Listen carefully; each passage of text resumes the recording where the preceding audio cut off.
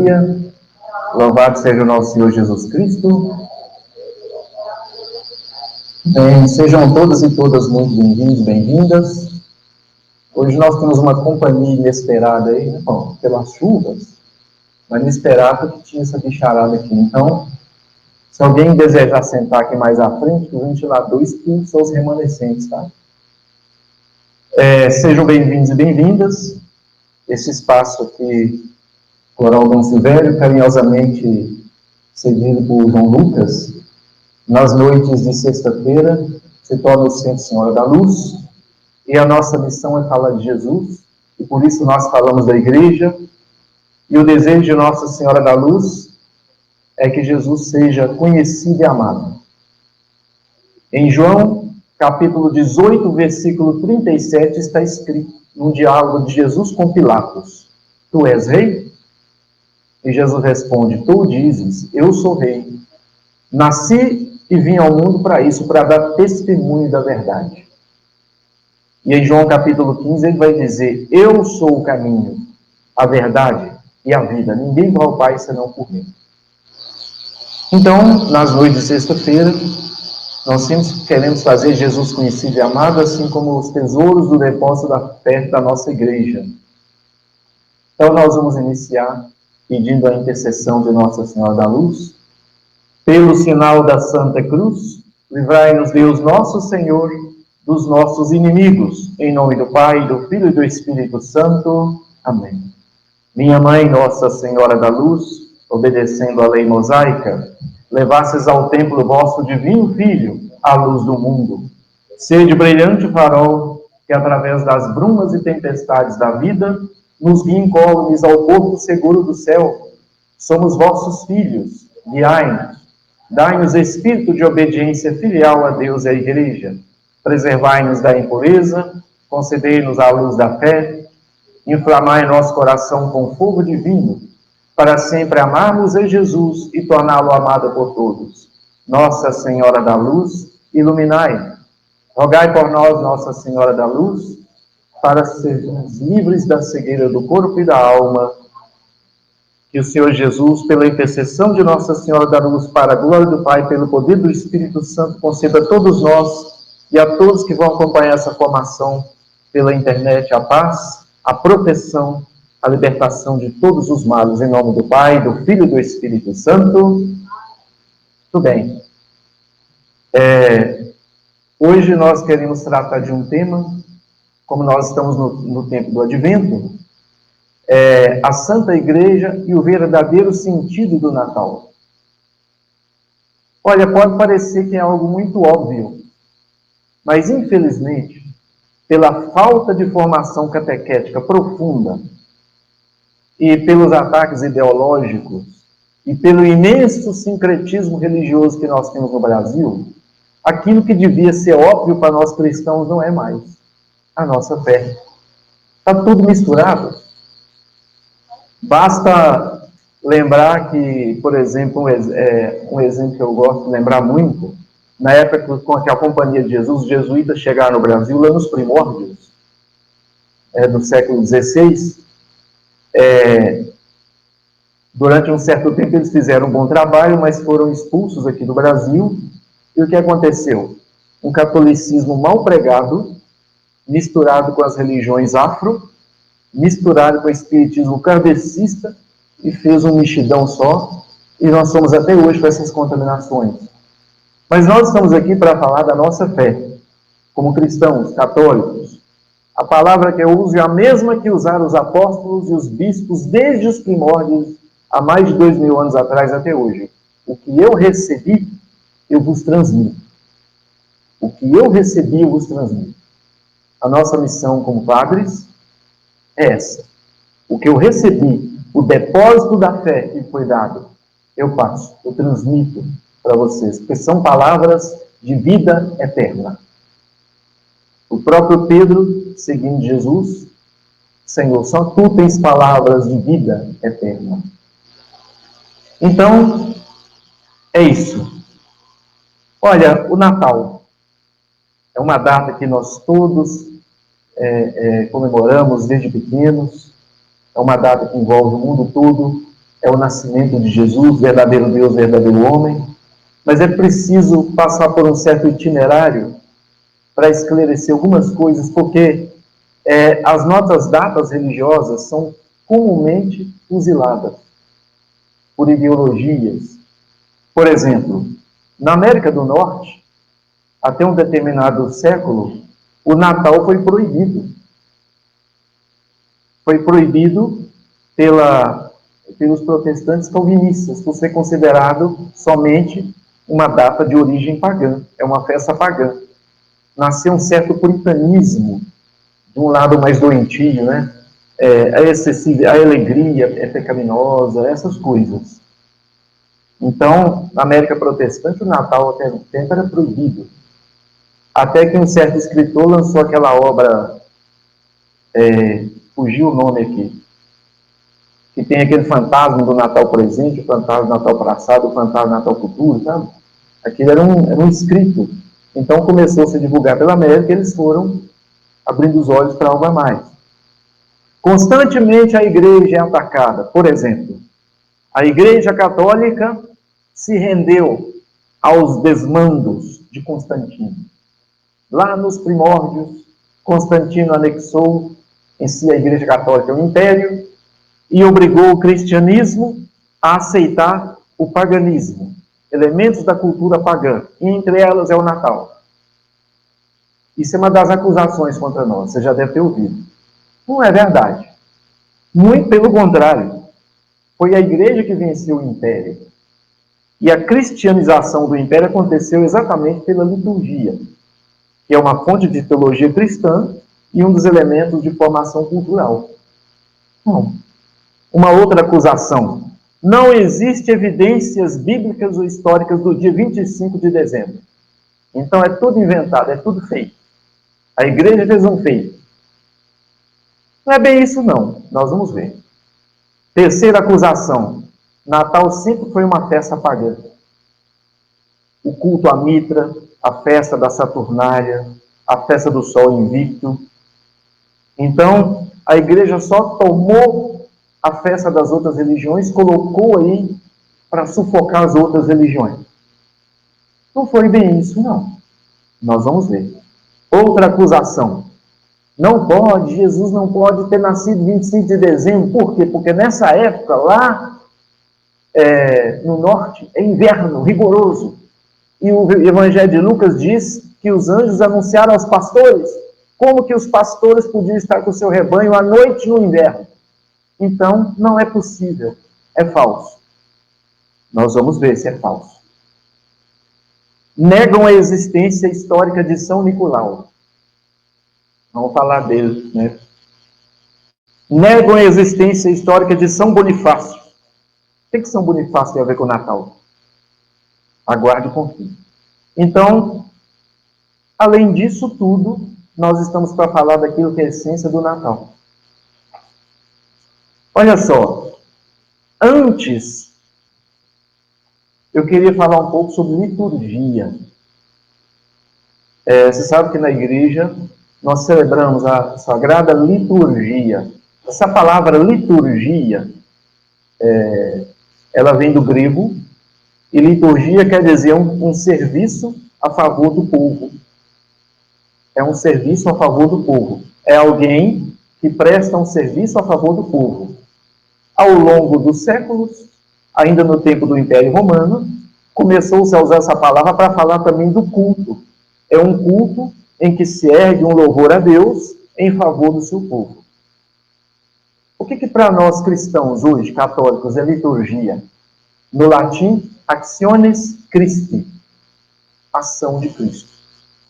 É a ação salvadora de Jesus que se faz presente pela liturgia.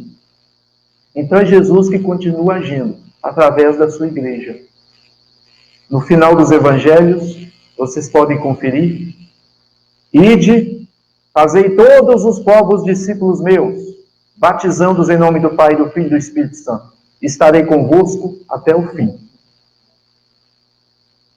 Então Jesus enviou. Ensina, faça os povos discípulos meus. Vão, ensinem. Ensine para todos os povos do mundo que aquela beleza, a verdade e o belo, que cada religião contemplou uma sementinha. As religiões, muitas delas, não todas, nasceram de sementes do Verbo. Vai lá e anuncia que o Verbo se encarnou. A verdade toda encarnada. O que nós cristãos e a igreja sempre diz nesses 2000 anos? A verdade é uma pessoa. Conhecereis a verdade vos libertará. Quando Jesus falou isso, eu acho que ele estava sorrindo. Ó, um dia vocês vão conhecer a verdade vos libertará. Aí, pô, como assim? A verdade é ele. Eles estavam na frente da verdade. Quando Pilatos pergunta o que é a verdade, ele fica calado, né? Quase que faz assim, né? Conhecereis a verdade e vos libertará. Então, aquela semente do Verbo que fez nascer tantas religiões, agora se encarnou. Vão e avisem seus irmãos. Eles vão conhecer, porque aquele que é da verdade escuta a minha voz. O seu papel é anunciar. O que eu vou entregar para vocês, vocês vão transmitir a outro. E eu vou esperar todos os meus filhos na minha casa. Então, a ação da igreja não foi uma ação para derrubar, para matar, para retirar os pobres dos povos com suas religiões. Não. Foi para dizer essa mensagem que Jesus mandou. Vai, avisa lá. Aquilo que eles buscam de belo, do bom e do verdadeiro nas religiões dele, sou eu. Claro que vocês não vão lá impor a ferro e fogo. Vocês vão anunciar. Anunciem.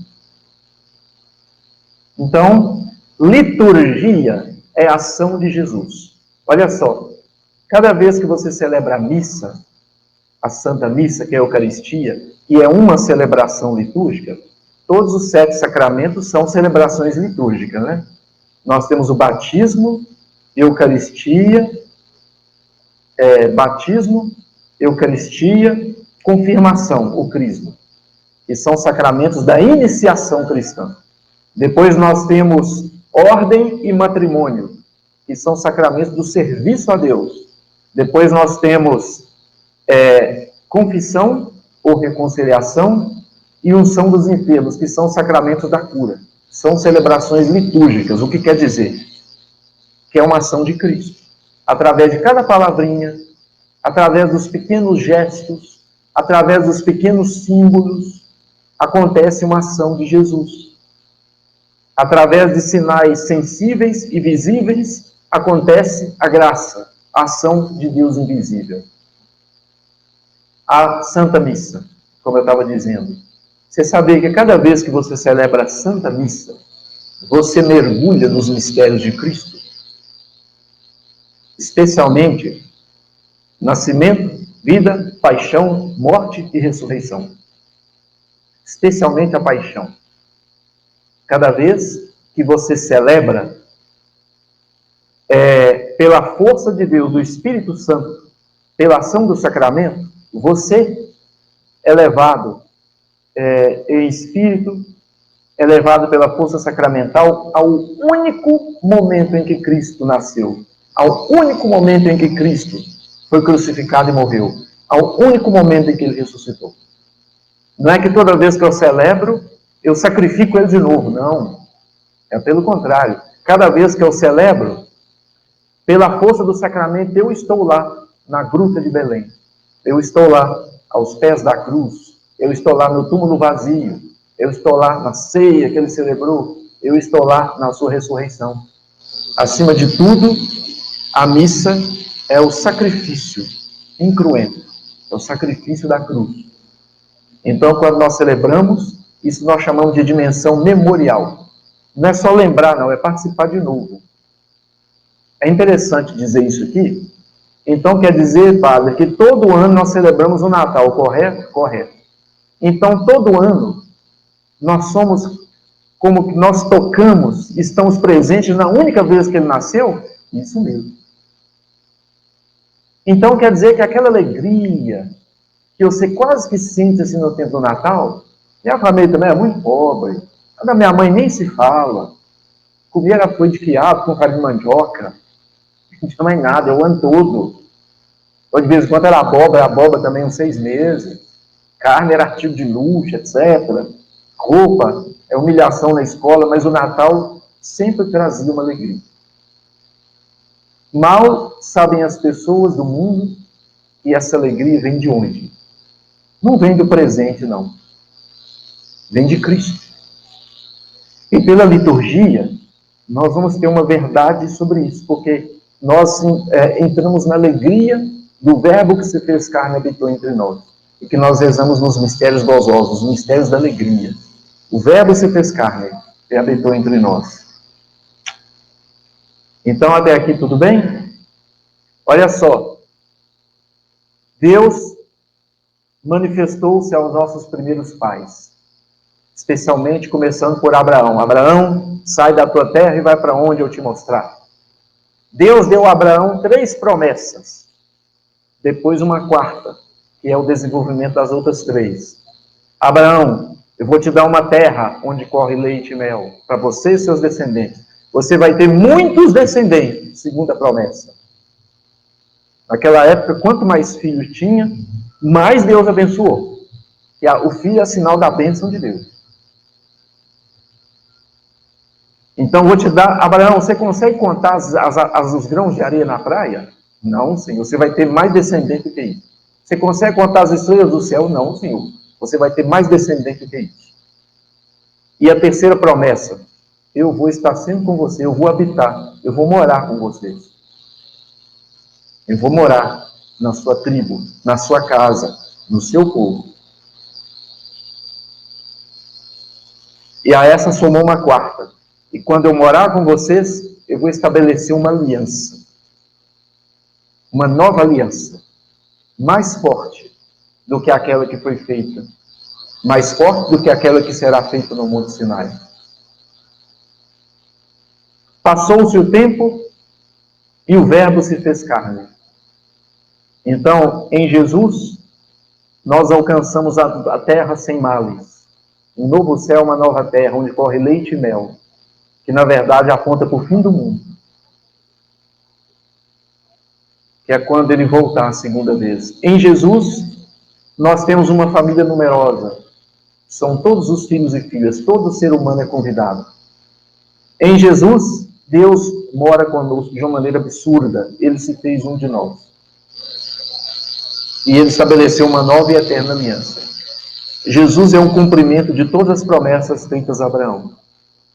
Por isso que quando ele nasceu, os anjos cantaram no céu, Glória in excelsis Deo. Quer dizer, glória a Deus nas alturas. Então eu queria começar por isso. Cada vez que você celebra o Natal, parece a mesma coisa, mas todo ano é diferente. Todo ano você é levado à Gruta de Belém, na força do sacramento e a dimensão memorial. Tudo bem até aqui? Olha, agora há pouco eu disse que uma das grandes acusações é que os católicos inventaram que ele nasceu dia 25. Dá para uma primeira apreciação disso? Eu acabei de dizer que pela liturgia que você celebra, toda vez que você celebra, você, no tempo do Natal, é levado até a Gruta de Belém. Então, necessariamente, você não precisa saber o dia exato que Jesus nasceu. A igreja poderia, sim, estabelecer o dia 25, mas não é só isso que aconteceu. Já nos primeiros séculos, foi a partir do século III que o Natal se tornou uma celebração. Mas desde o final do primeiro século, já se dizia que 25 de dezembro era o nascimento de Jesus. Mas até então, nunca teve nenhuma evidência mais forte, ficou só isso. Inventaram, Constantino inventou, e aquela história toda. Sabe por quê? Imagina que lá na América do Norte, lá acontece o solstício de inverno, entre 21 e 22 de dezembro. O solstício de inverno é a noite mais longa do ano. Depois desse dia, os dias iam tornando cada vez maiores, até chegar no verão, onde era o maior dia do ano. Então, como os povos, desde 7.000 anos antes de Cristo, eles foram deixando de serem caçadores e se tornando agricultores e pastores, então eles tinham que estar atentos a isso. Os dias ficando mais longos era uma alegria. Então eles festejavam o solstício de inverno. Aí os druidas celebravam lá Stonehenge, os chineses celebravam lá na China, os gregos celebravam a Mitra, um deus cultuado por eles, os romanos celebravam a Saturno, e depois o dia do Sol Invicto. Então daí que surgiu a acusação, tá vendo? Os cristãos tomaram essa data nossa. Existe uma certa analogia. Podemos dizer que Jesus é o sol da nossa vida. Os cristãos fazem essa leitura, mas não é só isso, não. Olha só que interessante, em 1947, um pastor, lá das terras da Palestina, uma das suas ovelhas se perdeu, foi parar numa gruta, e ele viu que nessa gruta tinha um jarro antigo. Quando ele abre esse jarro, estava cheio de pergaminho. Esse homem avisa as autoridades, daí a pouco as autoridades vêm, eles vasculham uma série de grutas, encontram centenas de vasos, de potes lacrados, com milhares de pergaminhos, datando do século I depois de Cristo. Era da comunidade Qumran, dos essênios. Então, os essênios, quando aconteceu em 70 depois de Cristo, a queda do Templo de Jerusalém, a queda de Jerusalém, eles guardaram o máximo de pergaminhos que puderam, guardaram nesses potes e esconderam. A maioria foi massacrada, mas os pergaminhos ficaram guardados. Tinham cópias antiquíssimas de 2.000 anos, quase 2.000 anos.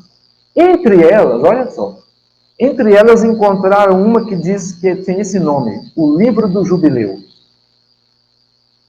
O Livro dos Jubileus traz uma série de datas a respeito do sacerdócio na época do templo. Vai acompanhando, tá? Lá, à medida que os estudiosos foram lendo, porque naquela época havia 24 turmas de sacerdotes. Todo mês, 2 delas agiam, porque eram necessários mais de 1.000 sacerdotes para o templo funcionar, de tão grande. Aí eles olharam uma coisa interessante, olha que engraçado. Aqui tem a classe sacerdotal de Abia. E a classe sacerdotal de Abia funcionava em setembro. Aí, peraí, Abia, antes de Cristo, desses primeiros séculos antes de Cristo, Abia era a classe sacerdotal onde ficava Zacarias, esposo de Isabel. Então quer dizer que Abia e Zacarias estavam no templo em setembro. O que tem isso, padre? Qual que é o dia que a igreja celebra na natividade de São João Batista, desde os primeiros séculos? Vamos ver quem lembra aí. Dia de São João, quadrilha, 24 de junho. Se você voltar 9 meses, vai dar quando? Setembro, não é? Setembro, outubro, novembro, dezembro, janeiro, fevereiro, março, abril, maio e junho. Pronto. A igreja cristã primitiva já celebrava 24 como dia da natividade de João Batista. Nós encontramos um pergaminho que fala que Zacarias estava em setembro no templo. Se ele estava em setembro, é nessa data que houve a anunciação de Gabriel a ele, que ele ficou mudo. E a igreja judaica e a judaica cristã primitiva costumava também atribuir setembro à anunciação do anjo Gabriel a Zacarias. A igreja oriental manteve isso, a igreja ocidental não. Até hoje eles têm o dia da anunciação do anjo a Zacarias. Então, através do livro dos Jubileus, eles documentaram isso, olha. Então, é extremamente provável, é possível mesmo, que foi em setembro que o Zacarias ouviu o anúncio do anjo e João Batista nasceu em junho. Aí eles pensaram, peraí, se em setembro é provável que Zacarias recebeu a visita do anjo, o que diz o Evangelho de Lucas? O anjo anunciou a Maria quando? E ela disse, tua prima, tua parenta Isabel, está no 6º mês de gravidez. Qual que é o 6º mês depois de setembro? É outubro, novembro, dezembro, janeiro, fevereiro, março. Quando que a igreja, desde os primeiros séculos, celebra a anunciação do anjo a Maria? 25 de março. Então, 9 meses vai dar quando? Então, isso aí deu uma cacetada, porque os protestantes e tantos outros falavam, é improvável. Agora, não, é provável. É historicamente possível. Não era possível, agora é. Então, ele nasceu em dezembro mesmo. Pode ter alguns dias a mais, alguns dias a menos. Mas quando a igreja coloca 25, agora tem uma razão a mais. A primeira razão é lá litúrgica. Qualquer dia que tivesse instituído a igreja para celebrar o Natal, seria válido porque a liturgia é uma ação da força sacramental. Mas existe um vestígio histórico que a igreja não age assim igual o povo pensa, não, tá? Ah, vamos chutar aí. Não. Desde os primórdios. Aquele povo era atento. Então, se é verdade que ele pode ter sido nascido em 25 de dezembro, então quer dizer que em 2 de fevereiro também é verdade. Nos 40 dias em que ele foi apresentado ao templo, então tudo bate. Isso aí trouxe um novo elemento. Quando alguém falar com vocês, a igreja tomou, isso é uma festa pagã, miserável. E se Jesus, aí hoje, lá em Roma que tem esse artigo, tá? Na Zenit, que é um site que traz muito do Observatório Romano, notícias de Roma. Esse artigo foi lançado em 2009. Engraçado que isso a Rede Globo, Record, ninguém vê, né? Que interessante. Eu acho tão interessante. Coisa errada eles veem, né? Descoberta arqueológica de um pergaminho que pode provar que Jesus nasceu em dezembro, ninguém fala. Interessante. Muito interessante mesmo. Jornalista é jornalista, meu filho. Jornalista competente. Vamos lá em Roma agora. Vamos entrevistar esses caras agora. É um furo de reportagem. Existe isso hoje. Então, às vezes, estou falando que não, parece que a igreja a gente de longa data que ela é perseguida, a igreja católica, tá? Então, 25 de dezembro não foi uma invenção católica. Isso tem uma outra beleza. Realmente, o solstício de inverno lá acontece até 22 de dezembro. Ele, historicamente, é provável que nasceu por essas datas, para mostrar realmente que ele é o sol invicto. O Apocalipse fala que a Nova Jerusalém será um dia que nunca termina, nunca haverá noite. Só a glória de Deus. Agora tem uma outra coisa, olha só, presta atenção. Não é possível, por quê? Porque nessa época lá é inverno. Como que vai ter pastor de noite com as ovelhas? No inverno que morre de frio? É improvável. Não. Não é não. Primeiro, que lá está muito acima, tem uma certa elevação acima do nível do mar, e é uma região assim, à beira de muitas montanhas, então o clima lá do inverno lá não é isso. Depois de tanta transformação, hoje eu não sei, mas naquela época não era assim não. Mas tem outra coisa. Haviam 3 tipos de rebanho de ovelhas, dos hebreus e judeus. Havia as ovelhas de lã branca. Essas aí eram chamadas mais puras. Essas aí entravam no redil, entravam na cidade e iam para os campos quando queriam. Havia um segundo tipo de rebanho, metade branca, metade negra. Essas aí tinham uma série de regras para entrar no redil, especialmente em certas épocas do ano. Agora havia as ovelhas só de lã negra. Os pastores de ovelhas de lã negra ficavam a maior parte no campo. Não podiam entrar no redil.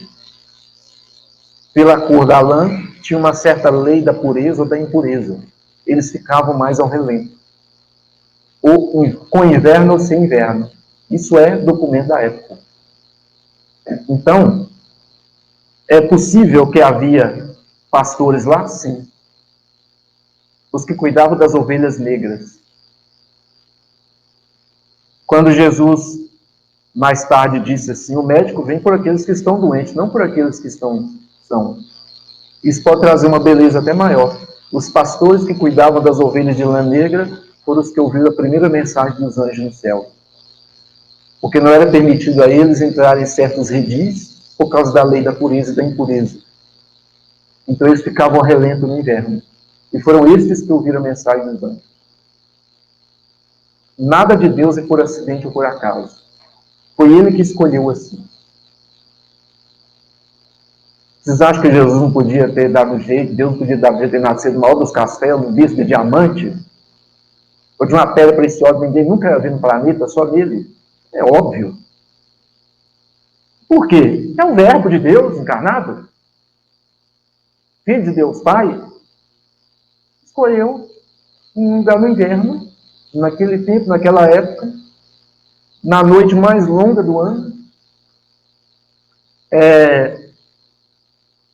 Os pastores que cuidavam das ovelhas de lã negra, que eram os mais, ou para lá, foram os primeiros que estavam atentos. Depois vieram os magos. Essa é a primeira consideração que eu queria dizer sobre o dia 25. É provável e possível historicamente que ele nasceu em dezembro mesmo. A igreja estabeleceu 25 desde os primeiros séculos, não foi só na Idade Média. Começou a celebrar o Natal no século III em diante. Mas já se falava dessa data muito antes. Ótimo. Uma outra coisa, São Nicolau. São Nicolau era um bispo. Um bispo, até anotei aqui, esqueci o nome da cidade. São Nicolau era um bispo de Mira. Então, esse bispo, o que ele fazia? Ele conhecia as famílias pobres. Então, na época do inverno rigoroso, presta atenção, na época do inverno rigoroso, ele sabia qual família era mais pobre. Então, ele vestia lá uma roupinha com o capuz dele, não era nada vermelho com ponta de gorro branco, não. Ele vestia a roupinha, os trapos dele, para não ser reconhecido como bispo. Ele saía e aos pés das chaminés, ele deixava um saquinho de moeda e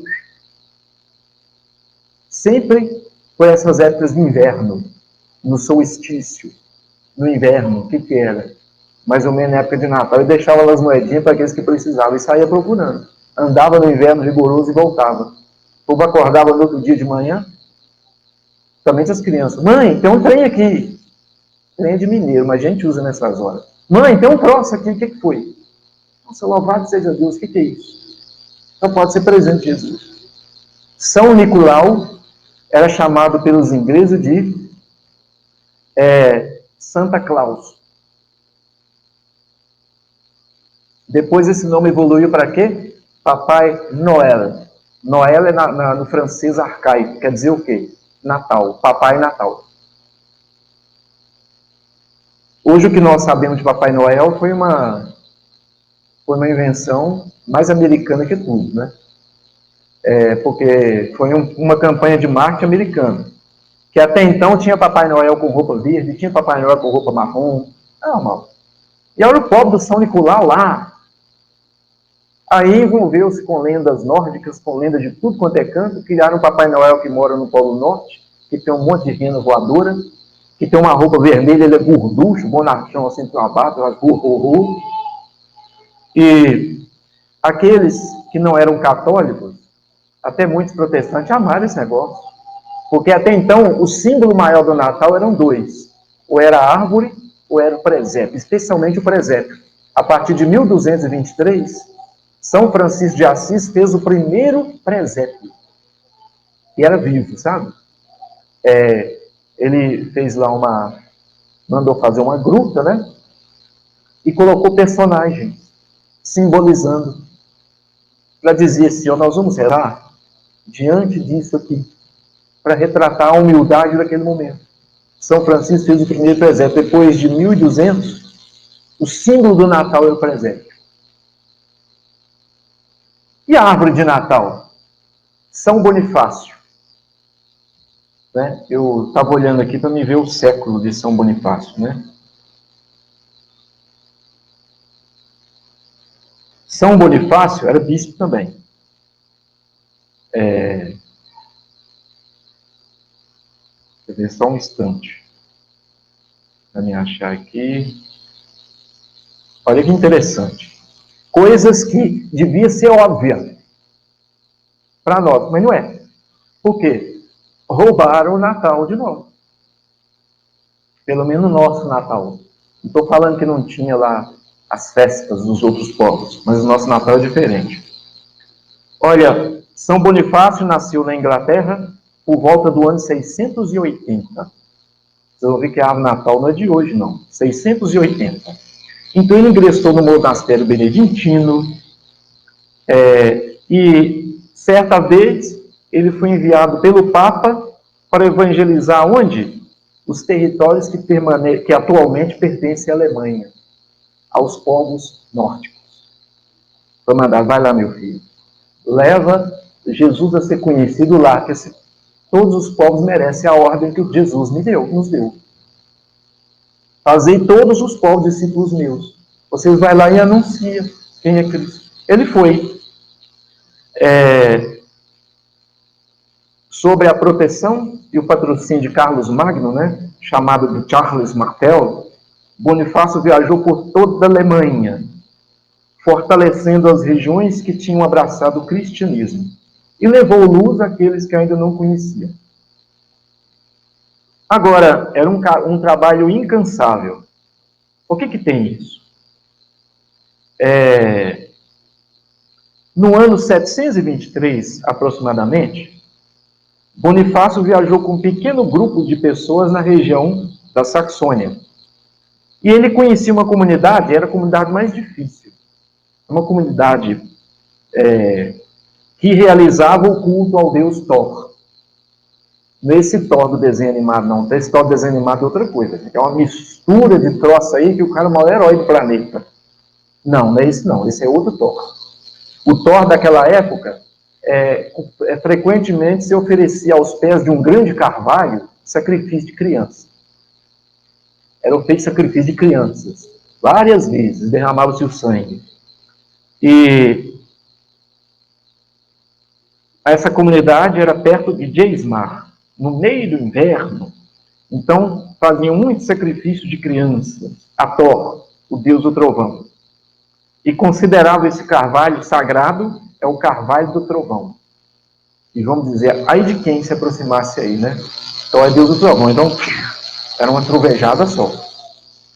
São Bonifácio chegou até lá e ele lançou um desafio. Porque sacrifício a crianças é uma coisa aí que não é nada. Eu vim falar de um Deus verdadeiro. E no meio da história toda, ele fez um desafio. Vocês já viram carvalho? É uma árvore imensa. É uma árvore imensa, imensa, imensa, imensa, imensa. O que Bonifácio fez? Ele chegou no momento no carvalho que eles iam sacrificar um menino. E falou, vocês não vão sacrificar esse menino. Porque isso aí é falso, e eu vou provar para vocês que isso é falso. Me dá cá o machado. O povo tinha o pavor de passar perto do carvalho. Um homem com um machado para derrubar um carvalho. Quando vocês veem a figura de um carvalho antigo na internet, olha para você ver. Se você anima pegar um machado. Ele pegou um machado, com um báculo, ele impediu o golpe que ia matar o menino, né? Pegou um machado e derrubou o carvalho. Numa questão assim, chamada milagrosa. Milagrosa. Queria ficar dias martelando esse troço, até não cair. E derrubou rapidamente o carvalho na frente de todo mundo. Então, a partir daquele momento, assim, o trovão não acabou com ele, não. que aconteceu? Cadê o Thor? Cadê o Deus do trovão? Aí o que Bonifácio fez? No lugar disso aí, ele plantou um abeto, que é uma árvore usada como pinheiro de Natal. E falou assim, a partir desse dia, nós vamos, em vez de uma árvore ao Deus do trovão, nós vamos ter uma árvore ao menino Jesus. Aí o povo pendurava o quê? Maçã no abeto. Para simbolizar ao mesmo tempo o fruto da perdição, mas também o novo fruto, que é o próprio Cristo, que é o novo Adão. Disso aí que foi surgindo a tradição do pinheiro de Natal, que surgiu dentro do cristianismo, inspirado em São Bonifácio.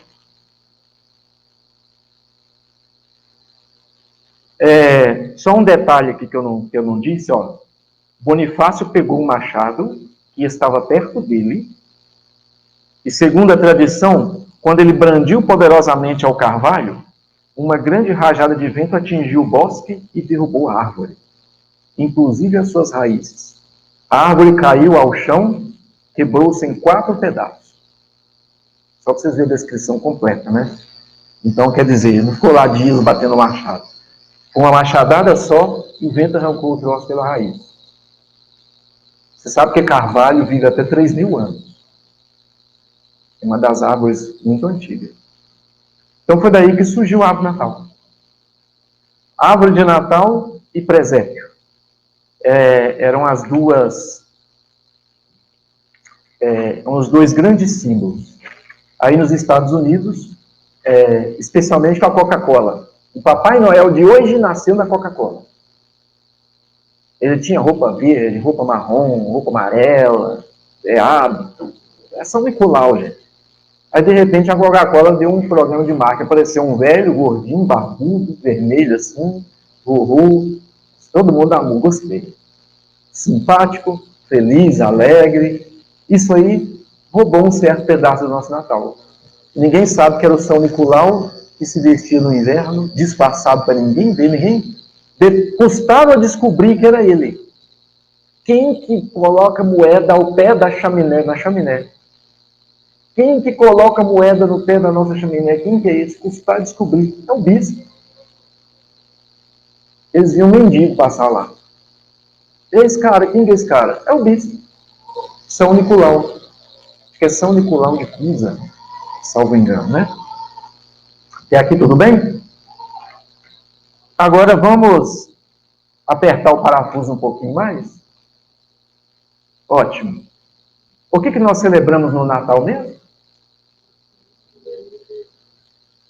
Qual que é a palavra que nós usamos na igreja para falar do nascimento de Jesus, que é muito importante? Sem ela, não vamos entender a ressurreição lá na frente. Encarnação. Eu estou com 2 livrinhos aqui, 2 livrinhos de bolso, tá? Um deles é esse aqui, ó. Esse aqui, na verdade, essa aqui é a versão de 5 livrinhos de bolso que eu tenho, sabe? Esse aqui é o número 4. Santo Tomás de Aquino, Suma Teológica. Então, o que eu vou dizer aqui hoje está baseado nesse e nesse outro aqui, ó. É o Catecismo Romano.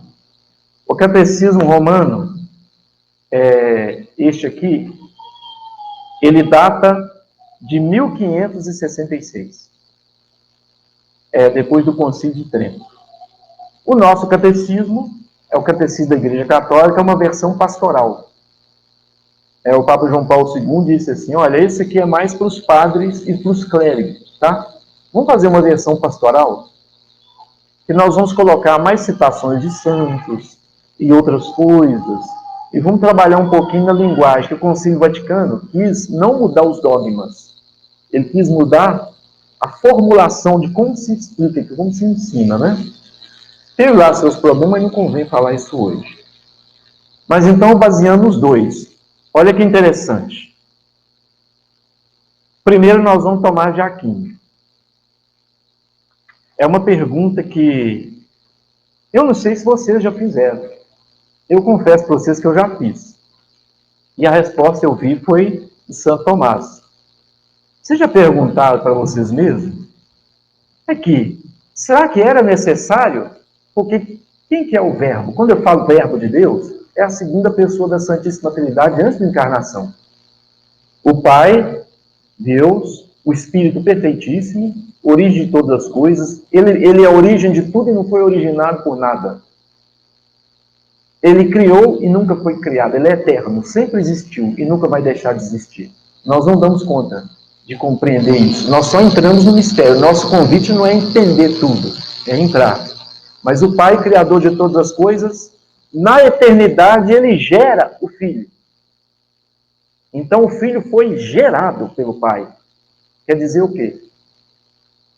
Por exemplo, homem e mulher se unem e através de uma relação íntima, eles geram um filho que é humano como eles, não é? Vocês não vão gerar um gatinho, um cachorro, uma coisa aí. Vão gerar outro. Então, quando o pai gera o filho é consubstancial ao pai, é da mesma substância, ele é Deus. Então, nós dizemos que a segunda pessoa da Trindade era o Espírito perfeitíssimo, junto com o Pai.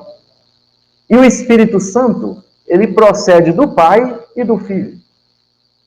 Inspirado em Santo Agostinho, Bruno Forte, que é um teólogo, disse assim, olha, o Pai é a origem do amor, disse Agostinho. Então, o Filho é o objeto do amor do Pai, que foi criado antes, em toda a eternidade, antes da criação do mundo. E o Espírito Santo é o amor do Pai para o Filho e do Filho do Pai. É tão grande que é uma terceira pessoa. 3 pessoas distintas, um Deus só. Aquele que é o Pai não é o Filho. Aquele que é o Filho não é o Pai. E aquele que é o Espírito Santo não é nem o Pai nem o Filho. Agora, aquilo que é o Pai é o Filho. Aquilo que é o Filho é o Pai. E aquilo que é o Espírito Santo é o Filho e é o Pai. Isso é um dos máximos. São Tomás de Aquino vai um pouco além, né? Mas a nossa razão e inteligência não dá conta. Nós teríamos que ser Deus para compreender totalmente Deus. Mas basta saber disso. Essa segunda pessoa da Santíssima Trindade, que São Tomás de Aquino vai dizer que é a causa exemplar, quer dizer, tudo, conforme o prólogo de João, Evangelho de João, capítulo 1, tudo que foi criado pelo Pai, no Filho, pelo poder do Espírito Santo. O Pai criou no Filho pelo poder do Espírito Santo. Então, é o Logos divino, é o Verbo, a palavra, a ação de Deus. Então, é preciso saber disso. Aí, o que eu perguntava? Era preciso a segunda pessoa da Trindade se encarnar ou não? O que vocês acham? Deus podia curar, salvar o ser humano, livrar do pecado original de outro jeito? O que vocês acham? Ou ele necessariamente teria que se encarnar? Ou não? Santo Tomás de Aquino vai dizer assim, olha, de um certo ponto de vista, ele poderia salvar o ser humano de outra forma. É Deus, todo-poderoso, né, onipotente, onipresente e onisciente. Mas a forma mais conveniente foi a encarnação. Foi a encarnação. Por quê? Ele poderia reparar a natureza humana de outros modos, mas usou o melhor e mais conveniente. Por quê? Para promover o bem do homem. O modo mais conveniente para reparar a natureza humana e promover o bem do humano foi a encarnação. Olha só os motivos. Primeiro, quanto à fé. Para trilhar o caminho da verdade, a verdade assumiu a humanidade e constituiu e fundou a fé. A verdade é uma pessoa. Então, quanto à fé, para o bem do homem, o primeiro motivo para se encarnar, pela fé. Para trilhar o caminho da verdade, a verdade assumiu a humanidade e constituiu e fundou a fé, levando-a a um grau muito mais elevado e íntimo. Conhecereis a verdade, e a verdade vos libertará. A verdade é Ele. É a relação com uma pessoa. Entende? Segunda razão, quanto à esperança. É exalçar nossa esperança. O amor de Deus evidenciado pelo Filho de Deus quando ele entra em consórcio com a nossa natureza. Então a nossa esperança está fundada num Deus, no verdadeiro Deus, verdadeiro homem, todo Deus e todo homem. Terceiro, quanto à caridade. O advento do Senhor para mostrar a Deus seu amor para conosco, se nos custava amá-lo, quanto menos não custe corresponder ao amor. Se nos custava amar Deus a quem não vê, agora no Verbo encarnado, nós correspondemos ao amor daquele que nós vemos. Antes, qual que era a imagem que tinha para retratar Deus? Nenhum. Como que você vai retratar um espírito perfeitíssimo, criador de todas as coisas? Tudo é blasfêmia. O que os judeus tinham é o Santo dos Santos. Era uma cortina. Curiosidade. Vocês nunca ouviram falar disso. Imagina um lugar alto, devia ter o quê? Uns 11 metros assim, de altura e tal, tinha uma porta. A porta tinha o véu do templo. Aí um estudioso da época disse que o véu do templo era um paninho, mas era um paninho que era tecido com 60 centímetros de espessura. Vocês já imaginaram um pano com 60 centímetros de largura? O cara ainda brincou, então se você colocasse 6 juntas de boi de um lado e 6 juntas de boi no outro, puxando, o troço não rasgava. Mas era pano, que era mais parede do que a parede estava lá. Isso que era o véuzinho do templo. Lá dentro ficava o quê? Durante um certo tempo, a Arca da Aliança. Depois a Arca sumiu, foi escondida, roubada, ficava o quê? Vazio. É o lugar mais santo do templo, era isso. Quando Jesus morreu na cruz, o véu se rasgou de alto a baixo. Agora você sabe, o que tem rasgar um paninho? Deve ser uma cortina dessa, não era não. Quando o véu se rasgou de alto a baixo, você tem que saber que o pano não era esse também, não. Era outra coisa. Era um lugar tão temido que o sumo sacerdote, só que entrava uma época no ano. Vocês lembram das histórias bíblicas que se alguém encostasse na arca, o que acontecia? Caía morto. Então o sacerdote ele entrava com a roupa cheia de sininho e tinha uma corda amarrada na canela. Porque aí eles escutavam o sacerdote andando ao redor do altar, dentro do sangue, eles não podiam entrar, eles ficavam lá. Está tocando o sino, gente, está vivo. Se parar de tocar o sino durante muito tempo, entrou impuro, morreu. Aí eles puxavam pela corda, pela canela, que ninguém entrava lá para tirar o corpo, não. Eles arrastavam para puxar o corpo para fora.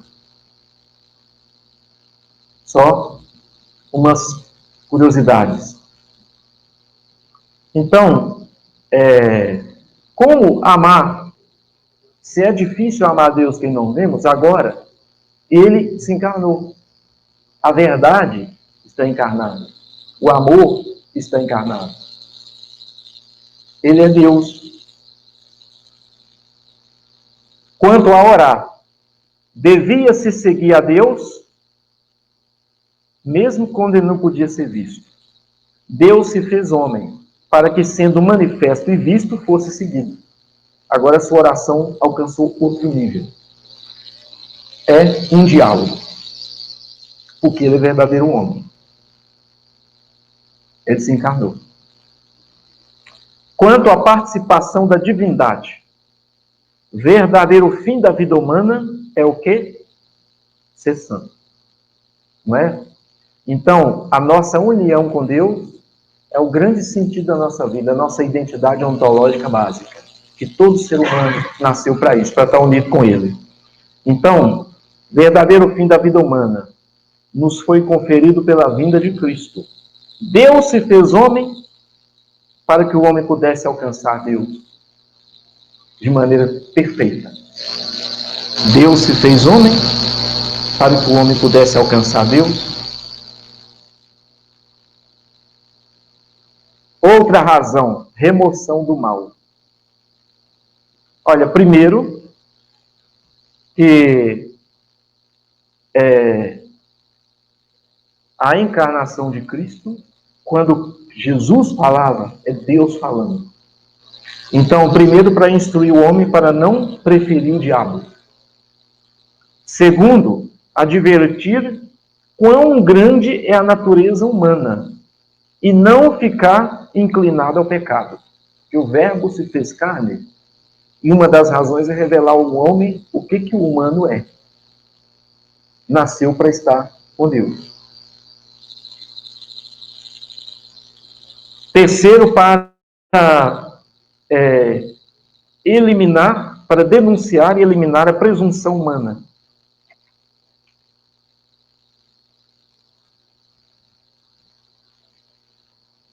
Agora, uma quarta razão pela qual o Verbo se fez carne, pela humildade de Deus encarnado, curar e neutralizar a soberba humana.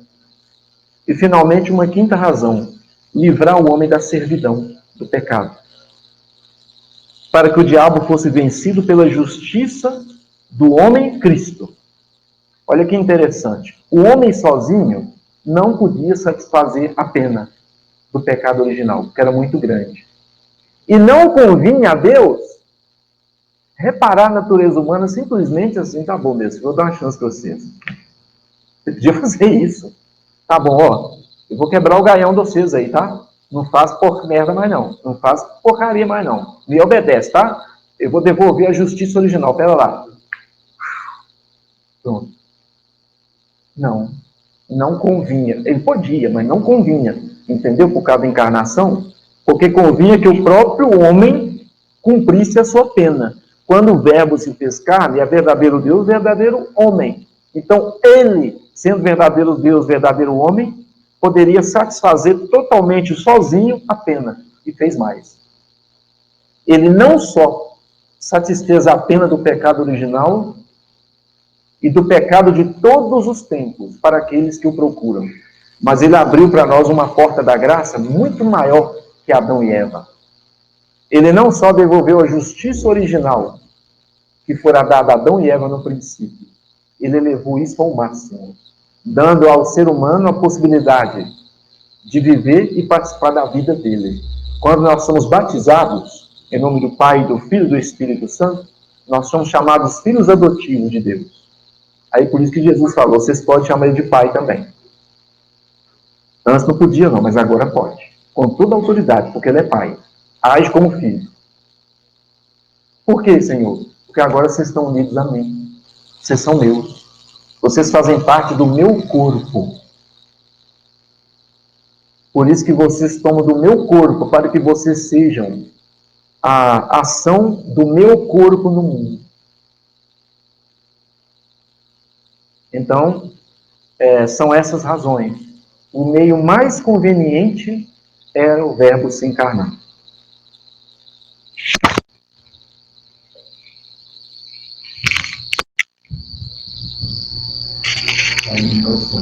Só um minutinho.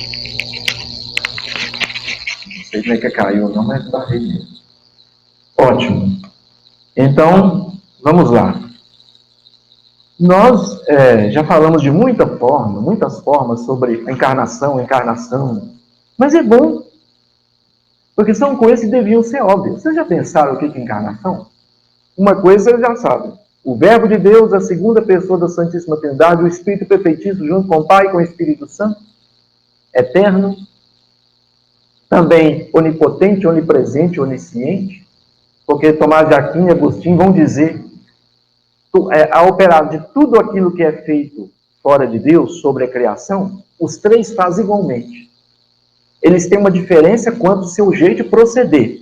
O Pai é aquele que cria, foi o Filho que se encarnou, e o Espírito Santo santifica. Mas a ação dos três é sempre em unidade. Quando o Verbo se fez carne, o Pai e o Espírito Santo estavam juntos, oficiando. Foi só a segunda pessoa que se encarnou. Mas o Pai e o Espírito Santo que fizeram acontecer. Juntos. Entende? Preste atenção. Coisas que nós nunca perguntamos, mas graças a Deus tinha alguém bem curioso. Eu já perguntei. Eu já tinha essa curiosidade, né? Mas graças a Deus alguém que tinha o ar da santidade perguntou para Deus e Deus contou para ele. e a igreja ensina. Aqui nesse catecismo você vai ver isso. No outro, mais ou menos, porque a preocupação é pastoral. Não precisamos dar esse detalhe para o povo. Mas hoje chegou de tal forma que nós temos que dar o detalhe. Olha só, Mateus, no capítulo 1, tem a genealogia de Mateus. Lá fala que Jesus Cristo, filho de Davi, filho de Abraão. Olha que interessante. Quer dizer que Jesus traz em si o cumprimento da promessa que foi feita a Abraão. Terra, descendência e habitar no nosso meio e fazer aliança conosco. Mas Jesus também traz a promessa de quem? De Davi. Qual foi a promessa de Davi? Que o trono de Davi sempre se manteria. Deus fez essa promessa, né? Essa dinastia não vai acabar. Jesus é chamado descendente de Davi e também de Abraão. Mas o que nos chama atenção é o final da genealogia, que ninguém presta atenção. Toda genealogia é um homem que gera, tá? Abraão gerou Isaac, Isaac gerou Jacó, Jacó gerou José e seus irmãos, e gera. Por que é um homem que gera? As mulheres não brigam comigo. Porque naquela época, Deus não estava preocupado assim, eu não vou ensinar ciência natural e biologia para o meu povo, vou deixar os meus filhos descobrir sozinhos, vai ter até engraçado. Eles vão até gostar, é divertido. Mas eu vou cuidar daquilo que é mais essencial. Mas naquela época se pensava que o esperma do homem já fosse um homenzinho ou mulherzinha completa. Então as mulheres eram só um tipo de incubadeira, só punha lá para crescer. Entendeu? A circuncisão era o quê? Cortava o prepúcio do pênis. 8 meses de nascido, os homens eram levados lá, ó, era realmente o pai que fazia isso, né? Cortava. Por quê? Era doloroso e ficava a marca para sempre. Quando o menininho perguntava, papai, o que é isso? Que marca é essa? Tudo que sair daí é de Deus. Simples. Por que saía daí? O homem e a mulher prontinho, na concepção deles. Aí, só colocava no ventre da mãe para crescer. Não é briga comigo não, tá? Mas olha só que interessante. Então é o homem que gera. Se deu para entender isso, né? Abraão gerou Isaac, Isaac gerou Jacó. No final está assim. Jessé nasce de gerou não sei quem. De Jessé gerou José, esposo de Maria, da qual nasceu Jesus. Olha a diferença. Em todas as outras gerações o homem gera. Quando chegou José, não. José é o quê? É o esposo de Maria, da qual nasceu Jesus. Que interessante. Jesus nasceu dela. Aí vocês olham para mim, vocês já ouviram até padre falar isso, pode falar a verdade, tá? Não, gente, isso aqui é só uma metáfora. É tão mais humano, tão mais bonito, tão mais pé no chão. Foi um ato sexual mesmo de José com Maria, é humano, é bonito. Sabe que é bonito mesmo? Mas não aconteceu isso não.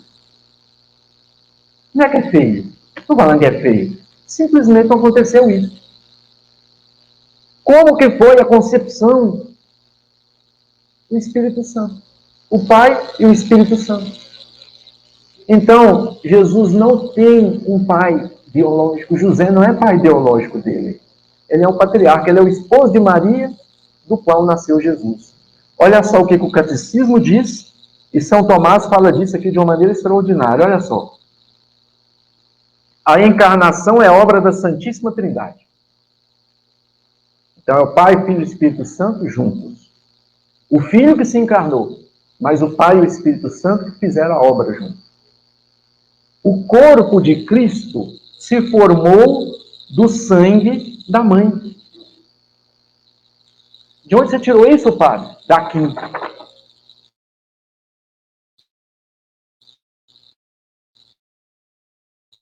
Porque eles julgaram que não era necessário. E é. O corpo de Cristo se formou do sangue da mãe. Naquela época, assim, é uma operação natural humana. É uma lei natural que todo corpo humano se forma do sangue materno. Só que acontece a presença do gene paterno junto. Só que não foi o caso de Jesus. Então, na ordem natural, presta atenção, na ordem natural, o corpo, a carne e o sangue de Jesus vieram de onde? De Maria. Não tinha um varão. Não me pergunte se fizesse o exame de DNA em Jesus, o que ia acontecer, ninguém sabe. Ou ia aparecer um DNA lá extraordinário, ou só tinha o da mãe, que era mais provável. Como que é possível? Não interessa. Deus é Deus. Quando Ele quer, Ele faz. Além do mais, o que encarnou é o verbo de Deus. Tudo que o Pai fez foi por Ele. Vocês acham que Ele não ia fazer uma coisa dessa? Na ordem sobrenatural, presta atenção. Daqui, ó. Ultrapassa a ordem natural. No instante de consentir a Virgem as palavras do anjo, logo começou a formar-se nela o Santíssimo Corpo de Cristo, ao qual se une uma alma dotada de inteligência, de sorte que no mesmo instante o Deus perfeito se tornou perfeito homem. Entenderam? É o dizer daqui. Quer dizer que quando o anjo acabou de falar,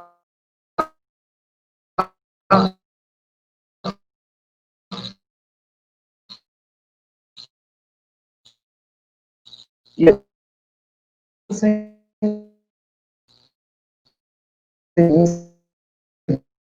segundo a palavra,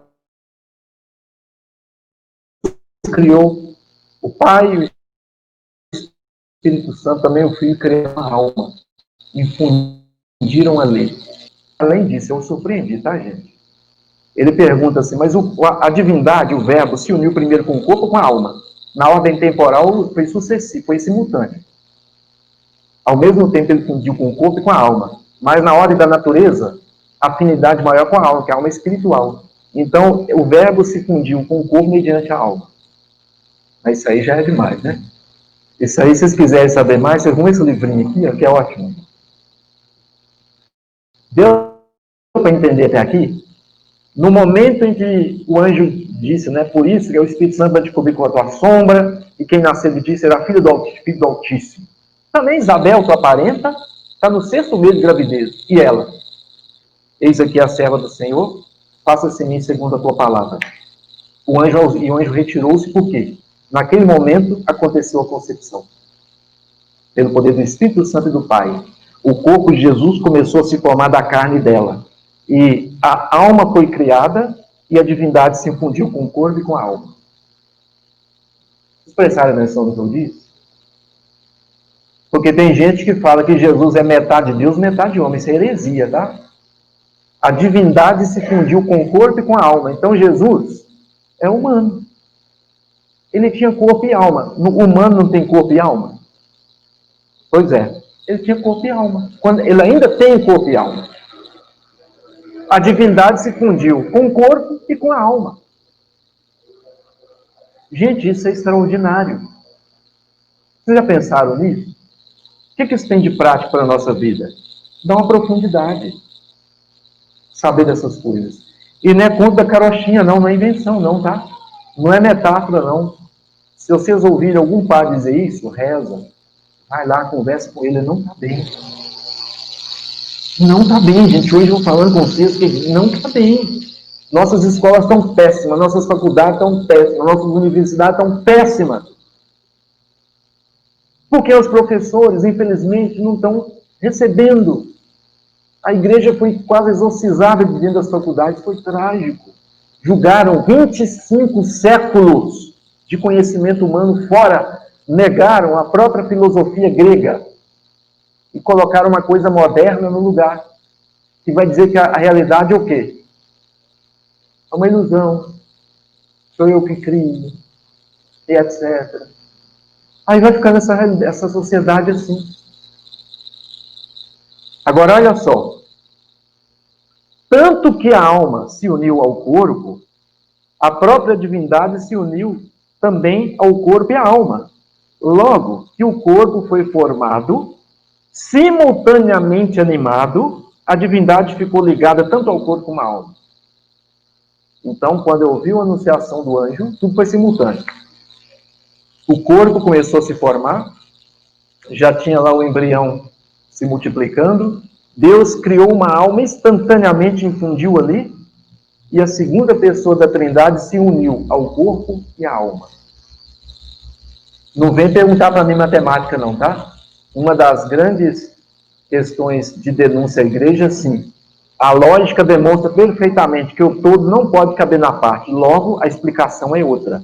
Jesus sintonizou o verbo. Ele encarnou o verbo no sentido de um rádio. Ó. Eis aqui, eu sou o caminho e a verdade. Não, não é isso não. O verbo, a segunda pessoa, se encarnou todinha. Deu para entender isso? Daqui a pouco não vão ter perguntas, tá? E olha só, o corpo de Cristo se formou do puríssimo sangue da Virgem, toda imaculada, sem nenhuma inferência de varão. O dia que vocês ouvirem alguém falando aí, não, foi sexo mesmo, está excomungado quem falar isso, tá? Não, padre, mas foi um padre que falou. Está excomungado. Só não sabe disso. Não, padre, mas eu ouvi um bispo falando, está excomungado. Quem que excomungou? Está automaticamente excomungado. Isso é um dogma de fé. Ó, pela virtude do Espírito Santo, o que há de mais admirável é o fato de nascer ele de sua mãe, sem que daí resultasse a menor lesão da virgindade. Milagre pela virtude do Espírito Santo. Como que ela concebeu? Pelo poder do Espírito Santo. Então, o que está dizendo o catecismo? Que quando ele nasceu, não rompeu também a sua virgindade. Aí você fala, ô papai, peguei o Senhor, isso é impossível. Não. Não é não. Nós estamos falando de Deus. Do mesmo jeito que o Espírito Santo colocou lá, fez a carne começar a gerar lá dentro, o fez nascer. Como que explica isso? Não sabe. Maria Valtorta, que era uma vidente, né, da época da Segunda Guerra Mundial, ela disse que essa cena foi mostrada a ela. O Evangelho, como foi revelado, são 10 volumes, 5.000 páginas. A igreja até hoje estuda isso. Não há nada de blasfemo ou que negue a fé. A igreja não reconhece como sobrenatural ainda. Então é como se fosse um livro assim que ajuda. Mas não obstante, aqueles que estão analisando essa obra acham uma coisa extraordinária. Como que uma mulher que estava doente, na cama, na Segunda Guerra, nunca foi na Terra Santa, descrevia com uma perfeição medonha o clima, o tempo, o solo, as plantas, o templo, as casas, as pessoas, as roupas, é de assustar. Aí eles falam, não pode, como? Alguém contou para essa mulher, não, ela fica aí sozinha. E quando ela fala que Jesus vem, fala com ela. Aí o que tem? Eles te mostraram como é que o verbo de Jesus nasceu? Sim. Chegaram lá num estábulo, numa grutinha, é o único lugar que tinha. Estava bem sujinho, José colocou a mãe, a esposa lá, cortou um ramo assim que estava lá perto, bateu. Estendeu os panos, meteu um lambinho com Maria num coxo e pôs a mulher lá e acendeu um fogo, que estava frio. Aí, em determinado momento, ele cochilou, apareceu uma luz muito grande, que não dá para ver nada. Quando a luz sumiu, o menino já estava no braço dela. Não sabe se foi exatamente assim, não, mas o fato é que não lhe lesou a virgindade. Tem muitas interpretações assim, não, mas isso é só, vamos dizer assim, é só um símbolo. Não. É o que está sendo dito mesmo. Agora, olha que interessante. Santo Tomás de Aquino vai nos ajudar em algumas coisas. Por exemplo, Jesus tinha um corpo carnal. Está lá em Lucas, capítulo 24, versículo 39.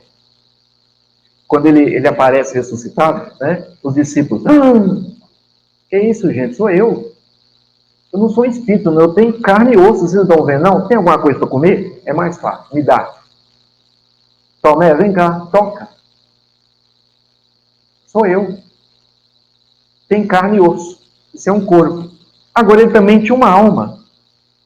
Mateus 26, 28, João 10, 8. Mas ela tem morto.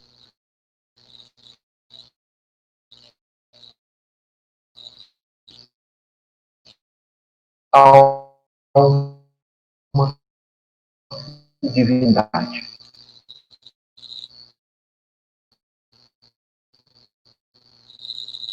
Era necessário que os corpos se unissem a um corpo e a uma alma. Interessante. Jesus. Esse catecismo aqui traz algumas coisas bem interessantes, só para título de ilustração para vocês. Sabe como é que foi? O que é a morte? Como a igreja ensina? É separação de quê?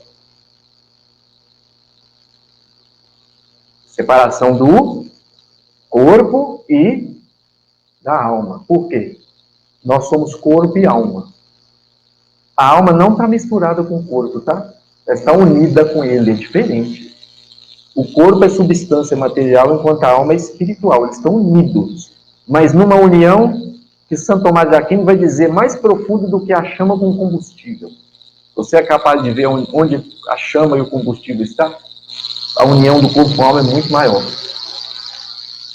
A alma foi feita para o corpo. Então a alma é a forma do corpo. Então a morte, o que acontece? A separação do corpo e da alma. O que aconteceu com Jesus? Ele morreu mesmo, padre? Porque já me contaram que ele foi dopado lá na cruz, que quando eles molharam a esponja, era uma troca lá, uma patuaca lá, que tomou, ele desligou. Depois botaram ele acordou e saiu. Cuidado com a heresia. Não foi isso, nem morreu mesmo. O corpo separou da alma. O catecismo diz isso. O corpo separou da alma. O que aconteceu com o corpo? Depois da morte dele, para onde o corpo foi? Para o sepulcro. E a alma dele? Para onde foi? Lembra do Profissão de Fé que vocês vão saber. Desceu à mansão dos mortos, que naquela época era chamado o quê? Que mansão dos mortos é uma expressão nova, desceu aos infernos. Aí aqui na Santo Tomás vai dizer que qual dos infernos? Ele passou em todos. Que havia os infernos dos justos, um tipo de purgatório e dos condenados. Com propriedade, ele foi ao inferno, à mansão dos mortos, dos justos, para resgatar os patriarcas. E levar uma esperança àqueles que estavam se purificando. Os condenados não tinham jeito. Aí eu pergunto para vocês. Então, padre, o corpo de Jesus ficou no sepulcro, sim. A alma dele que desceu à mansão dos mortos, sim. E a divindade, o que vocês acham?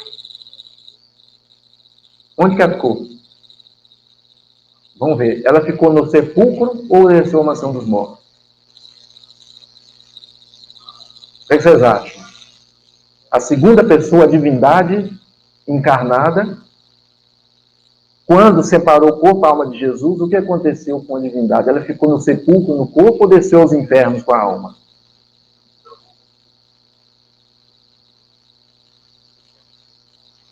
A divindade, olha só, isso é Deus. A divindade ficou toda no corpo e ficou toda na alma. De tal forma que nós dizemos que o Cristo desceu todo aos infernos, sendo que a divindade também ficou no corpo que ficou no sepulcro. Ah, de onde você vê esse negócio? É que nessa época aqui, as pessoas tinham uma tal dimensão de fé que iam mais fundo. Hoje, nós não sabemos nem base. Olha o nível de reflexão. Se vocês verem, vocês vão olhar aqui no que está falando aqui, vocês vão ficar de cabelo em pé. Eu estou pegando só o mais fácil. Que até eu mesmo vou ter que reler esse troço todo de novo. E muitas vezes não uma vez só, não. Isso aqui é o básico da fé. Curso fundamental da fé não é aquele que Karl Rahner lançou, não, tá? Curso fundamental da fé é isso aqui, ó. Essa versão aqui são 5 livros. Se você quiser encadernação mais bonita, são 11. 11 livros, umas 100 páginas. Então, quando Jesus morreu, a divindade permaneceu no corpo, sim, uniu com o corpo para nunca mais separar, mas permaneceu na alma, de tal forma que ela desceu toda aos infernos, mas permaneceu no sepulcro. Por que eu estou dizendo isso para vocês? Quando vocês ouviram essa palavra, o verbo se fez carne, para vocês terem uma noção da profundidade. Depois que o verbo se fez carne, nunca mais deixou de ser carne. Ele morreu, desceu à mansão dos mortos, ao terceiro dia. Se vocês fizerem a conta certinho, porque até o Santo Tomás diz, vai dar mais ou menos um dia e 2 noites. Porque o dia do judeu começa na tarde. Então, por exemplo, hoje é sexta-feira, né? Então, o sábado começou 5 horas da tarde hoje. Então, São Tomás vai dizer, é um dia, 2 noites. Mas para a conta, 3 dias. Jesus, o verbo precisava permanecer morto esse tempo todo? Aí São Tomás diz, não. Assim que ele morreu na cruz, ele podia sair dela. Ressuscitado. Mas, para mostrar que ele morreu mesmo, ele ficou 3 dias no sepulcro. Um dia e 2 noites. Praticamente 3 dias. Por quê? Morreu mesmo. Só para a questão da nossa fé. E quando ele ressuscitou? Ele se levantou, assim que o Evangelho diz, mas foi levantado também pelo Pai e pelo Espírito Santo. A alma se uniu de novo ao corpo. Só que um corpo diferente. Que não deixou de ser carne, osso e sangue, mas é um corpo glorificado. De tal forma que ele podia aparecer, comer, tomar refeição, abraçar os outros. Quando ele queria, não era reconhecido, ele ficava diferente. Ele podia entrar em lugar com porta fechada, mas era corpo. Não deixou de ser humano. Continuou sendo homem.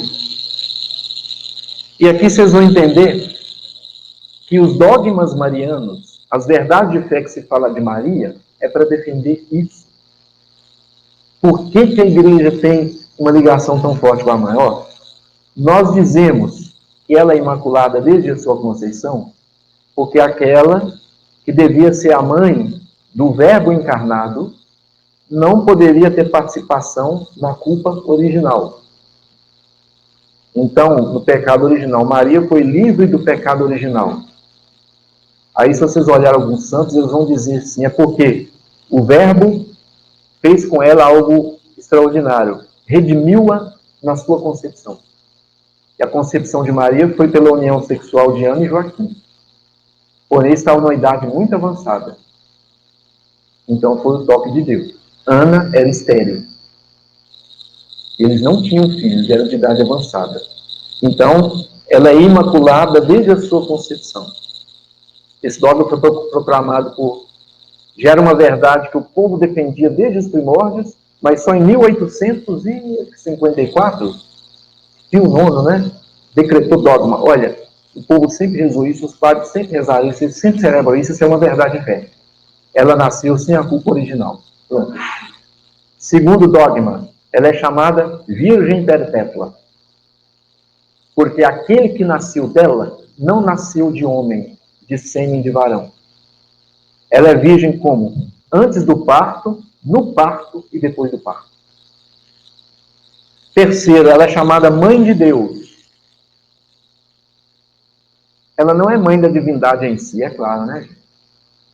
Mas a união da divindade com a humanidade foi tão grande em Jesus que ela é mãe de Deus que se fez homem, da segunda pessoa da Trindade, que está unido com o Pai e com o Espírito Santo, então ela é mãe de Deus. Ela é mãe de Deus encarnado. Ela é mãe do Verbo encarnado que nunca mais se desencarnou. Eu garanto que vocês vão ouvir que Jesus é só um espírito, que ele é uma consciência cósmica, que ele é um extraterrestre, nada disso. costas estão em fora. Ele é verdadeiro Deus, verdadeiro homem. Do jeito que no céu, ele está de corpo e alma. Maria também é o quarto dogma. Ela foi assunta ao céu pelos méritos da sua obediência, na apelação do Pai, do Filho e do Espírito Santo. Maria é chamada pela sua obediência filha de Deus Pai, mãe de Deus Filho, esposa do Espírito Santo. Ela foi levada ao céu de corpo e alma, a primeira ressuscitada. E lá no céu, Jesus chama ela de mãe. Mãe. Vocês já pensaram nisso? Vocês pensaram não, né? Hoje não estão conseguindo pensar. Não dão conta nem de pensar em nada. Olha o que esse cara pensava. Eu falei, esse cara não é... Você tem algum extraterrestre aí no passado, vocês não mais aqui. Mas não era. É graça de Deus, a inteligência dele.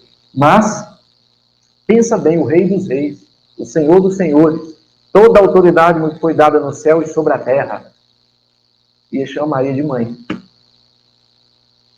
E nós ainda temos que ficar brigando com os nossos irmãos protestantes evangélicos, nós estamos blasfemando. Gente, Maria, Jesus chama ela de mãe. Não quer dizer que ela é Deus, não. Mas ela é mãe dele. Ela é diferente de todos os outros santos que existem. Todos os outros santos são almas, aguardando o dia da ressurreição. Ela não. Ela é mãe de Deus. Para dizer o quê? Que aquele que nasceu dela é verdadeiro Deus, verdadeiro homem. E por nós, para o bem da humanidade, escolheu a encarnação para a nossa redenção. Termino como eu comecei. Ele poderia ter escolhido outras maneiras de reparar a natureza humana, caída no pecado original. Mas ele escolheu aquela forma mais conveniente, que era aquela forma que traria o maior bem para todos nós. E só para terminar mesmo, se ela tiver alguma pergunta, nós, desde que ele subiu ao céu na sua ascensão, nós estamos aguardando a volta dele. Ele vai voltar. Os anjos, depois que ele subiu, disseram: homens da Galileia, o que vocês estão fazendo olhando para cima? Ele vai voltar. Os primeiros cristãos entenderam. Eles entenderam finalmente. O povo do Antigo Testamento, nos últimos séculos, entenderam. Olha, porque até o povo da Bíblia pensou assim: é nós que vamos construir a terra sem males, o novo céu e a nova terra, é nós que vamos fazer na justiça, na verdade. Nós vamos derrubar esse imperador sem vergonha, expulsar esses povos. Nós que vamos levantar uma coisa nova, bonita. Aí tentaram.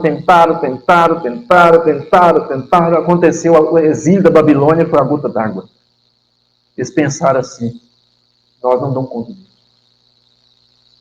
Olha, quando nós conseguimos colocar um rei, assim, graças a Deus, agora esse vai. Ele se torna pior do que o cavalo. Aí nós vamos lá, derruba de novo. Aí passa o tempo. Começa bem, depois...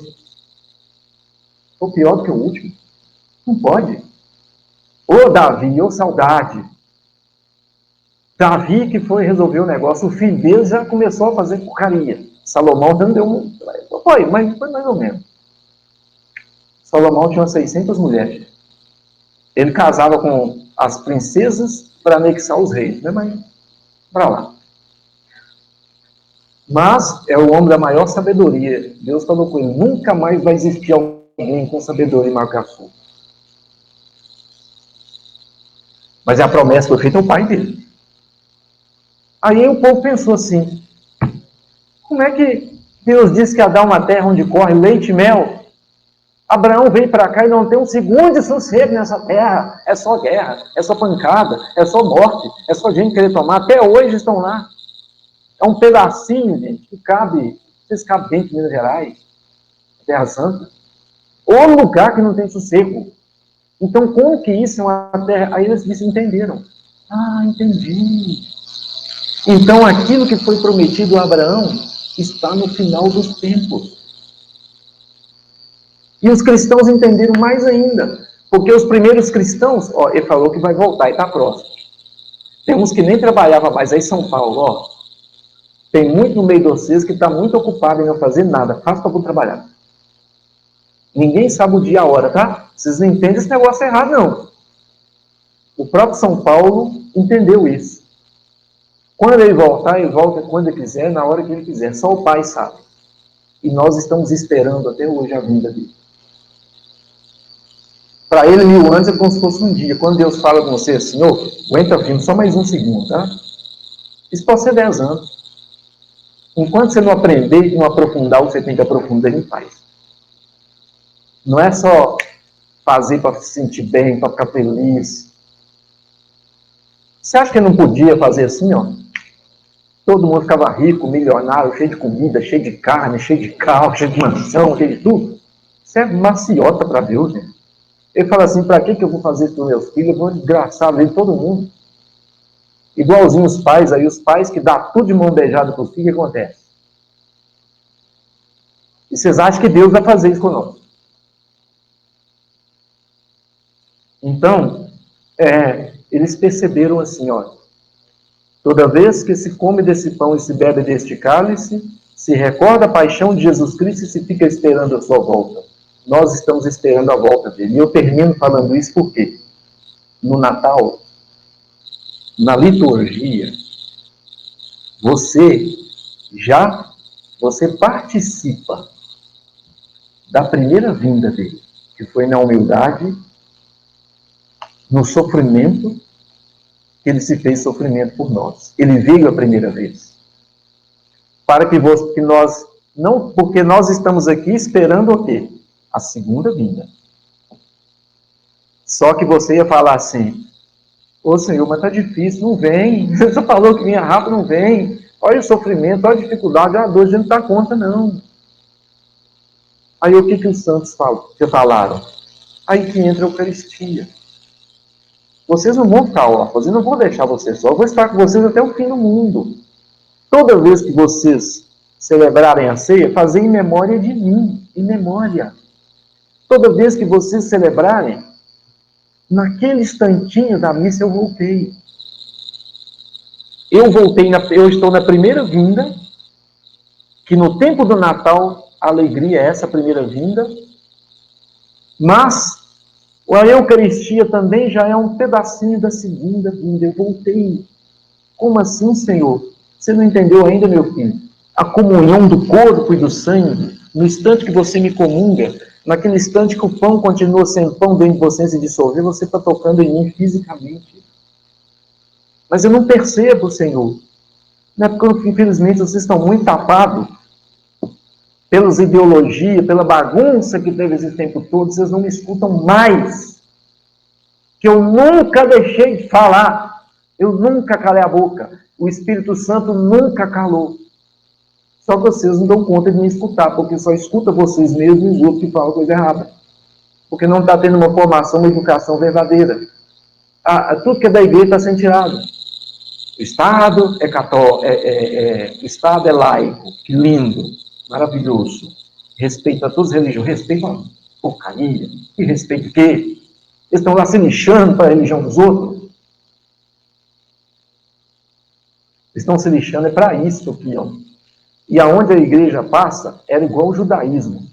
Os fariseus, eles começaram a ser massacrados pelo Império Romano, por quê? Vinha gente do mundo todo para estudar no templo. Que era um formador de consciência e de cultura de um jeito extraordinário, até hoje. Procura um judeu por aí e vai brigar, quebrar o pau para você ver. Eu tive um professor que morou anos lá em Jerusalém e disse que até hoje é assim. Tem uma fila de 50. Aí, aqui no Brasil, é uma maciota, né? Um chega aqui, em vez de ser o 51º, ele vai, fulano, beleza, né, que tá aí, cara? Não, aí, beleza, cara, e entra lá na frente. Mas que passa? Ele não ligou, é um só que ele tem, né? Aí esse professor falou para mim assim, a hora que ele faz essa gracinha, entra lá, os últimos da fila vai lá, e todo mundo vai lá, cala a boca e vai lá pro final. E quebra o pau mesmo, de dar porrada e dar tijolada. Vai não, você vê. A hora que um vai entrar no carro sem pagar, você paga. Você não tem nada com isso? Tem sim, paga. Toda a casa que eles fazem tem um buraco. Ele contou para mim. Aí ele perguntou, por que as casas ficam um buraco? Ela é nova? É para lembrar que a qualquer momento cai uma bomba e acaba com ela. E morre nós todos. Quem não dá conta de ir para o abrigo, morre. E o povo é assim. Tem uma consciência. Infelizmente, esse espírito modernista, pagão, entrou até no judaísmo. E hoje já tem um grupo dos jovens chamado de dissidentes. Que quer fazer também um judaísmo novo, pé no chão, fidelidade no judaísmo também, né? Só que lá tem um outro problema, sabe? Só que lá costuma ter outro problema que não tem em nós. O islamismo também tem esse outro problema, ó. Ah, é pé no chão? Para fazer o quê? Não, você nós vamos ser bonzinhos, porca. E você, não, você é corta a cabeça mesmo. O cristianismo não traz isso, mas traz a consciência. Então nós estamos aguardando a segunda vinda dele. E enquanto ele não vem, a Eucaristia nos traz o presente de participar da primeira vinda, de estar aos pés da cruz na paixão, de morrer junto com ele na paixão, nesse sentido, participar da sua morte e aguardar a sua ressurreição, e o já e ainda não, porque nós já tocamos em alguns instantes na presença física dele, mas ainda não em plenitude, para que seja um sinal. Por isso que a Eucaristia é chamada pela Igreja de fonte e ápice. É o lugar de partida e o lugar de chegada. A primeira vinda e a segunda vinda. E São Bernardo de Claraval vai dizer assim, ó, nós participamos da primeira vinda no Natal, junto com os pastores, os magos, na alegria. Mas enquanto ele não volta, nós participamos um pouquinho, então tem uma volta intermediária. Toda vez que se come desse pão, toda vez que se bebe desse cálice, se recorda a paixão de Jesus Cristo e se fica esperando a sua volta. Enquanto nós esperamos, ele nos dá o presente da sua presença. E eu termino com essa palavra, presente.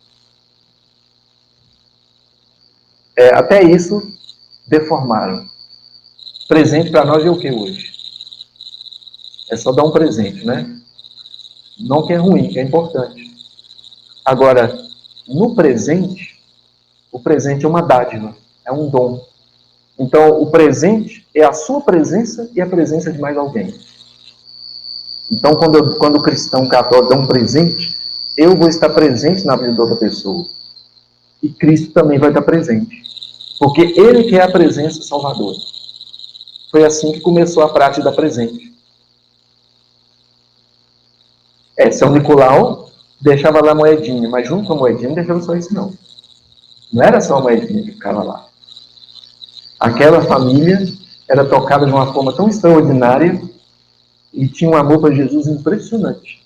Eles sabiam. O bispo nem queria que soubesse. Depois, com muito tempo, eles descobriram que era o bispo que fazia isso. Dava moedinha para eles. Mas na intenção do bispo, e que não era mentira, foi Jesus que deu. E o povo sabia disso. Hoje a gente está com a cabecinha meio embananada. Então eu quis, nessa humilde formação, só aprofundar mesmo. É isso que a igreja chama de Natal. Alguém quer fazer alguma pergunta antes da gente terminar? Deu para entender direitinho? Quer dizer, sim?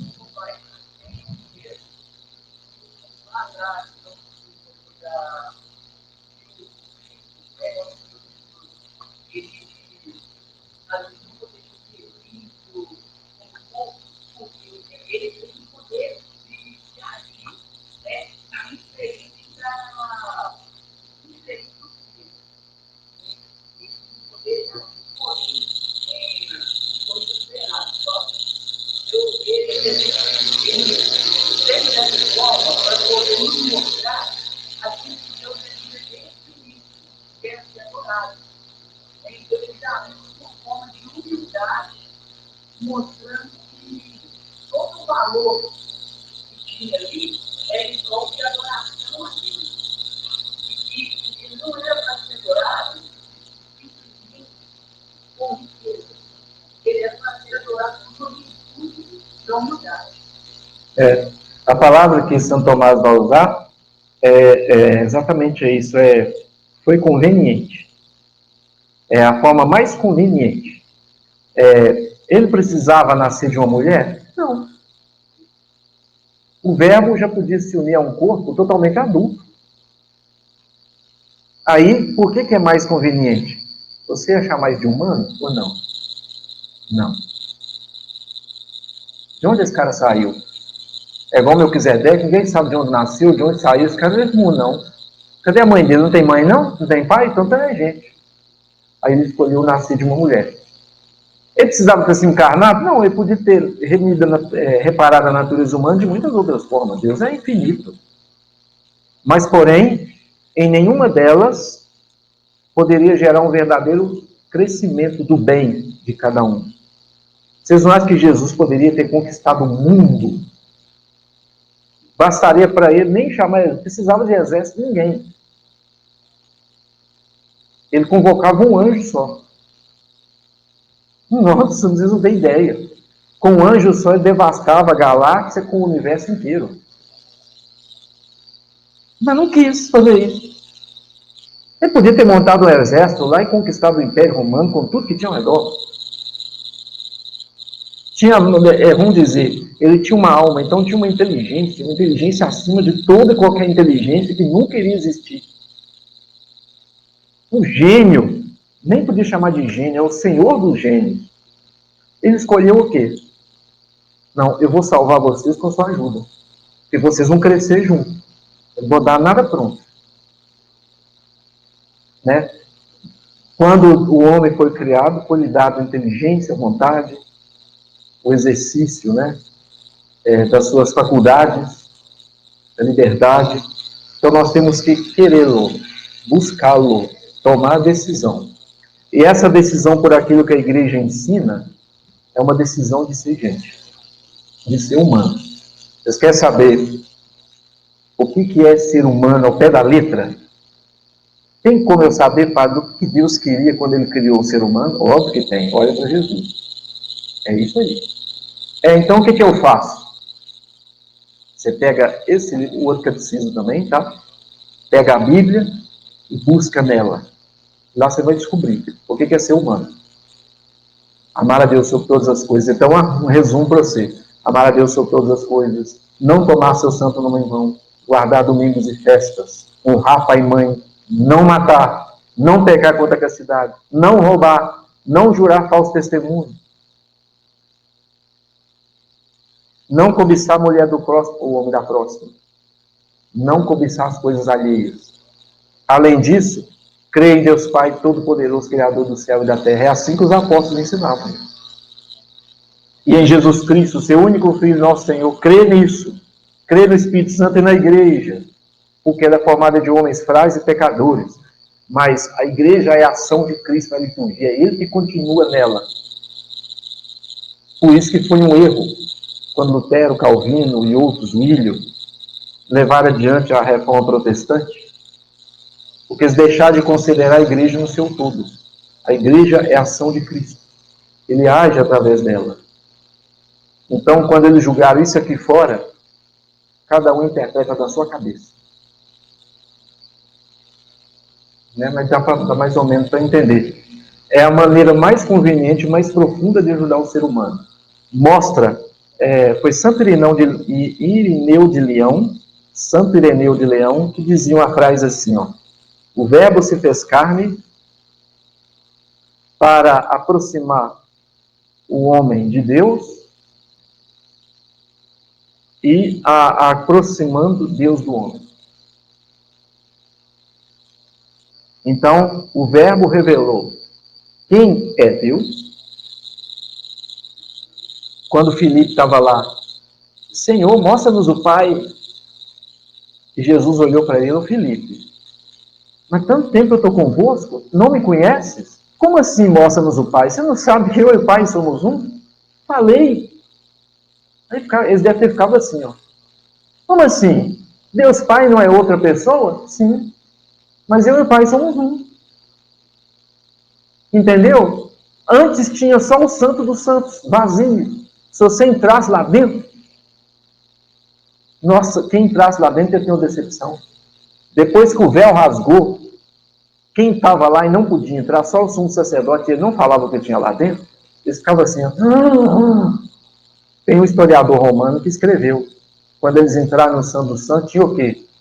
Um altar de pedra todo borroscado de sangue para todo lado, devia ter feder. Eles iam lá jogar sangue do cordeiro uma vez por ano, saía fora, não limpava não. É isso que você ia ver lá dentro. E é o lugar mais santo dele. Porque a Arca da Aliança já tinha sumido há tempo. Agora, olhando para Jesus, no crucifixo, que é possível ter uma imagem dele, porque ele é homem, entendeu? Agora Deus é visível. Através dele, Jesus revelou-se, ele revela Deus. E por outro lado, ele sendo Deus perfeito, fez o homem perfeito. Olhando para ele, é a imagem do homem perfeito. E Deus providenciou o modelo de mulher também. Nesse sentido da perfeição. Mais alguma perguntinha?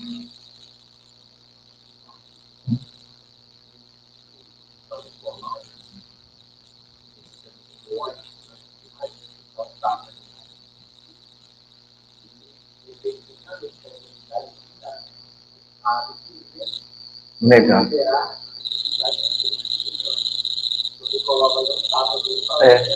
O Diego está lembrando do arianismo, que é uma das terríveis heresias do passado, na época de São Nicolau, e Ário arrastou muitos bispos junto com ele na época. E São Nicolau foi um que teve umas brigas ferrenhas, defendendo a humanidade e a divindade, né? Defendendo a própria encarnação. Primeira carta a João já diz, vocês vão saber se é de Deus mesmo, se confessa o Cristo na carne. Negou a encarnação, meu filho, sai fora. Cuidado que vocês vão ouvir isso aí. Igual eu falei, reza por nós, Pai. A coisa está ficando complicada, gente. Muito complicada. Vocês não imaginam como. Que dentro das nossas faculdades de teologia, de filosofia, que deveriam ser católicas, por causa de regras e normas do Ministério de Educação e Cultura, está entrando tanta aberração que eu nem posso falar para vocês. Tudo para ser assim. O importante é o amor. O importante é a misericórdia. Pés bem fincados no chão da realidade. A revolução. Nós temos que julgar tudo no chão, na lama, e quando tiver tudo na cinza, na lama, nós vamos reerguer algo novo. Aí quem sabe a gente não pode falar da verdade. Aí olha para você e fala assim, ó, eu vi isso no filme de Agostinho. Você quer ser advogado, você dá conta de abrir mão da verdade? Pelo bem? Agostinho devia ser, olha, tem um negócio errado aqui. Como é que tem bem sem verdade? Começou. Aí muitos de nós passamos por isso lá, a maioria. Não abre mão disso. Você vai pegar só aquilo que é essencial. Se sair um outro catecismo depois do atual, Jesus não imagina que aberração vai ter. Se você ler isso aqui, você cai de costa. Quando ele fala da encarnação, ele explica isso tudo e eu vou ler. E é importante você saber disso? É óbvio que é importante. Aonde que a gente devia saber disso, pai? Na catequese. O que, pai? Na catequese? Com 12 anos você já devia saber disso. Não era novidade nenhuma. Né, gente? Nessa época aqui de Santo Tomás, com 12 anos, né, o rapazinho pegava isso aqui, ó, debulhava esse trem com maior facilidade. Talvez lesse até 2 vezes mais rápido que nós. Ah, isso aqui é verdade, eu já vi isso. Tem que isso. E hoje você não viu nada. O quê? Nunca vi falar isso, podemos falar isso. Nunca vi falar. E é tão triste, até piada vira, tá? Anedota, né? Eu estava na missa assim, a gente celebrou a missa, eu e um padre amigo meu, aí nós celebramos bem devagar, rezando com o povo, Senhor, Eu não sou digno de que entreis em minha morada, mas dizei uma só palavra e sereis salvos. Aí chegou um senhor que já tinha anos que participava da missa. Aí sabe quando fala ficando cansado e... Tá. Aí, padre, obrigado, padre, eu achei lindo, eu nunca ouvi isso na minha vida. Como assim? Primeira vez que eu venho na missa? Não. Mas eu entendi, é isso mesmo que eu valor? É. Eu não sou digno de quem entreis a minha morada, mas isso é bonito. O que você entendia? Senhor, eu não só digo que tem 3 namoradas, mas é um só que vai ser salvo. Eu falei, nossa senhora, e quanto tempo você entende? Já tem uns 20 anos, 30 anos, 40 anos de missa. Como é que é? Eu não só digo, eu tenho 3 na sua morada, mas é um só que vai ser salvo. Vivi morrendo de medo, para que eu fosse salvo. Assim no meio da confusão, pelo menos, aí alguma coisa que preste. E nós estamos desse jeito. E Jesus está lá. Conhecereis a verdade os libertará. A verdade sou eu. Quem é ele? Então hoje nós quisemos deixar um pedacinho a mais de quem é ele. Posso ter? Oi?